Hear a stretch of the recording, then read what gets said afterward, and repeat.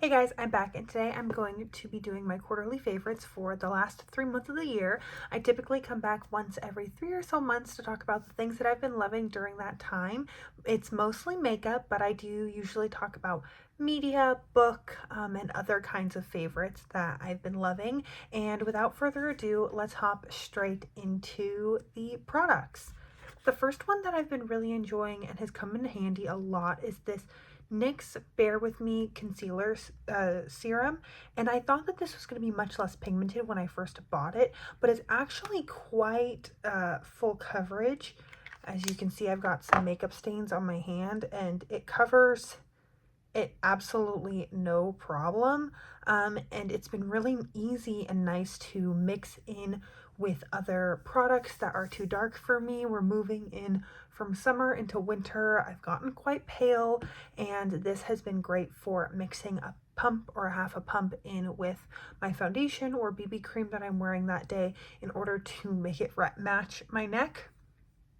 And the pump dispenser is actually really just nice and easy to use rather than taking a concealer with a doe foot and trying to scrape it off on the back of my hand, which is what I've done previously. So I could definitely see myself repurchasing this because it's so easy to use. And then I've also been curious about maybe, I know there's a House Labs foundation that comes in a white shade, so I would also consider getting that as a mixer next winter if I end up not repurchasing this one. Then a lippy that was in my Wheel of Lippies project pan is this MAC lipstick in the shade Retro. I just forgot how much I love this lipstick. It's one of their matte ones. Yes, no, it's a satin. And it's just so easy to wear. It's beautiful at full pigment. It's really easy to sheer out and just wear as like a blotted color all over the lips. And I really have enjoyed reaching for it. I think I used it 7 or so times through my Wheel of Lippies, and I really missed it since I put it back in my collection. So this might make an appearance either in like a monthly makeup basket or something like that. I've also thought about doing just kind of a rotation with my lip products when I'm not necessarily panning anything, so I'm hoping to reach for this more next year. Something that's newer to my collection, but I've been really enjoying, I think I got it at the beginning of November, and no, I got this during Ulta's 21 Days of Beauty, which was in October. Not the point. Is this Urban Decay eyeshadow primer potion. In the past, I have said I don't like eye primers. I still stand by the fact that I don't think the eye primers that I had little free samples of really did anything, but this, I definitely have noticed a difference when I put this on with my eyeshadow wear at the end of the day. I don't think it makes eyeshadows easier or harder to blend. It's about creasing and just color payoff at the end of the day for me, and I've noticed it does make quite the difference. So I've been loving using this, and I don't think I'd ever really need to have more than one eye primer at a time. So thankfully this too will probably last me like 2 years. And then the last things the thing for makeup, I guess, that I've been loving is I pulled some brushes that I've been really enjoying.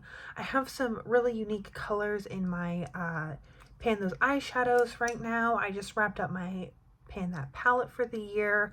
And I think my Pan Those eyeshadows finale will have come up by the time that this comes up. I'm trying to think of my schedule in my head right now. And these brushes have made it really easy to use some of the punchier shades. So I have a MAC 263S. This is perfect for turning any eyeshadow into a liner, or going in and like drawing, like I went in with this first to get this kind of cut crease kind of thing I have going on my eye today. This Morphe V206 brush is great for blending the edges of whatever look I have going on without disrupting the rest of the product. I can just go in with the tip and really lightly blend everything out, and it does such a good job. This MAC 217S brush is really good for packing on color, especially in the outer corner and in the crease, and then I can kind of clean it off on the back of my hand or on a makeup eraser, and then just lightly blend out the edges kind of all in one.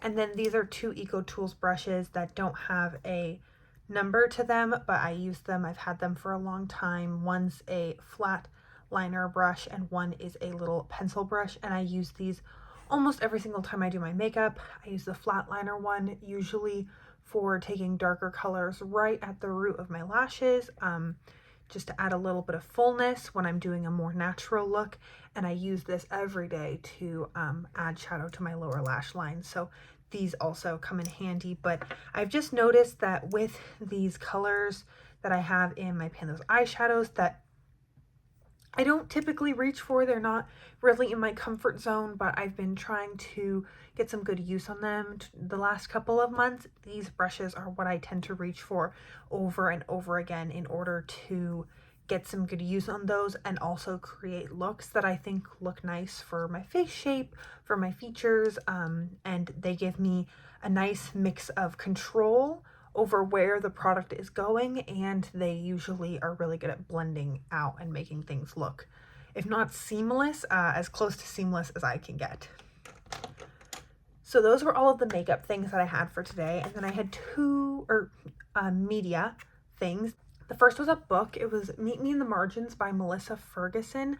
I thought this book was so cute. It's a PG book, very Hallmark-esque, but I really loved Book Lovers by Emily Henry. That's my favorite by her, and it's just one of my favorite romance novels of all time.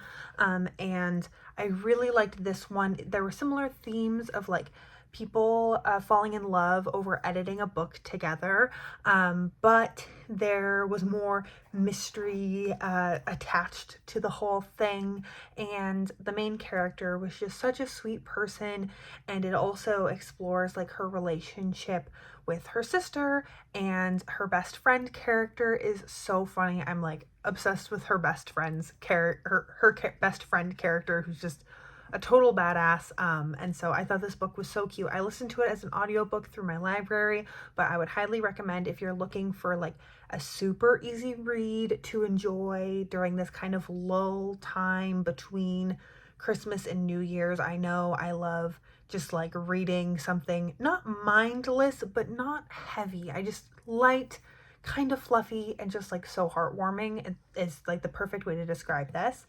And then also along those lines, light, heartwarming, very cute. I did cry once. Must warn you, if you know, it did pull on the heartstrings a little bit, but it was this new TV show that's on Netflix, and it's A Man on the Inside, and it has Ted Danson, who was in The Good Place, and I loved him in that show, and he plays just such a sweet character. The brief synopsis is that a woman necklace is stolen, and she lives in an assisted living facility. So Ted Danson's character is working with a private investigator to try and figure out who did it, and he's on the inside, living in this community, so he gets to know the other people, and it kind of opened up my eyes to, I think, what can be considered kind of a sad fate, but these people live just like vibrant, very social lives. Obviously this is a TV show, it's not a documentary, but it was just really cute, and touched on like some of the highlights and some of the lowlights of these people's lives. And then the last thing that I want to share is this cookie recipe that I make every single year, usually around the holidays, but I make them year round. I just happen to have a lot of Christmas themed sprinkles, and it's these sprinkle sugar cookies. I'll insert a picture of when I made Wicked themed ones recently, but I've made this recipe probably a dozen times. They turn out so good. They're soft and like buttery, and they're so fun because you can use any sprinkles that you have on hand. There's no like specific requirements, and I think they turn out so cute, and they literally take like 15 minutes. So if you are going to a cookie swap or you are doing some baking this holiday season, I highly recommend these. And if you just are spending time with loved ones and you want something to do, although I am like a baker, so I tend to have this stuff on hand, I didn't have to go to the store to buy anything for these. It was just like, it's the most basic cookie ingredients that you could possibly have, nothing fancy. And I think they taste delicious. And every time I make them, people just get so excited. So I wanted to share this recipe with you all, and it will be linked in the description box below, but it is from Celebrating Sweets, that blog, and it's their soft sprinkle sugar cookies. So that is everything that I have for you today. I hope this was fun and reflective of the holiday season that we are kind of in / coming to a close of.